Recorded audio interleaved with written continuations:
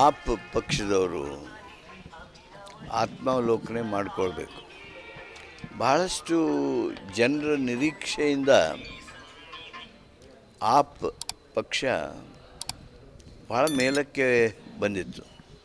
ಅವರು ಹಾಕ್ಕೊಂಡಂಥ ಕೆಲವು ನೀತಿಗಳು ಭರವಸೆಗಳು ಅದನ್ನು ನೋಡಿದರೆ ಬಹಳಷ್ಟು ಜನರ ಆಕರ್ಷಣೆ ಆ ಕಡೆ ಇತ್ತು. ಈ ಜನಾದೇಶ ನೋಡಿದರೆ ಮತ್ತೆ ನಾವು ಮರುಪರಿಶೀಲನೆ ಮಾಡಬೇಕಾಗತ್ತೆ.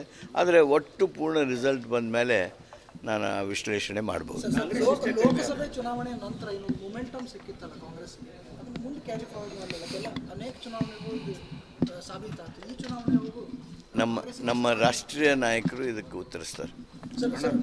ರಾಹುಲ್ ಗಾಂಧಿ ಅವರ ರಾಹುಲ್ ಗಾಂಧಿ ಅವರ ವಿಷಯ ಸರ್, ನಿನ್ನೆ ಪ್ರಮುಖವಾದ ಆಕ್ಷೇಪಣೆಯನ್ನು ಕೇಂದ್ರ ಚುನಾವಣಾ ಆಯೋಗದ ಮೇಲೆ ಮಾಡಿರ್ತಕ್ಕಂಥ ಮಹಾರಾಷ್ಟ್ರದೊಳಗೆ 39 ಲಕ್ಷಕ್ಕೂ ಹೆಚ್ಚು ಮತಗಳು ಆ್ಯಡ್ ಆಗ್ಯಾವ ಅಂತ ಹೇಳಿ ಪ್ರಮುಖವಾದಂಥ ವಿಷಯ. ರಾಹುಲ್ ಗಾಂಧಿಯವರು ಎತ್ತಿರ್ತಕ್ಕಂಥ ವಿಷಯ ಪ್ರಮುಖವಾಗಿರ್ತಕ್ಕಂಥದ್ದು. ರಾಷ್ಟ್ರೀಯ ವಿಷಯವಾಗಿ ಈ ವಿಷಯ ತೆಗೆದುಕೊಳ್ಬೇಕಾಗಿದೆ.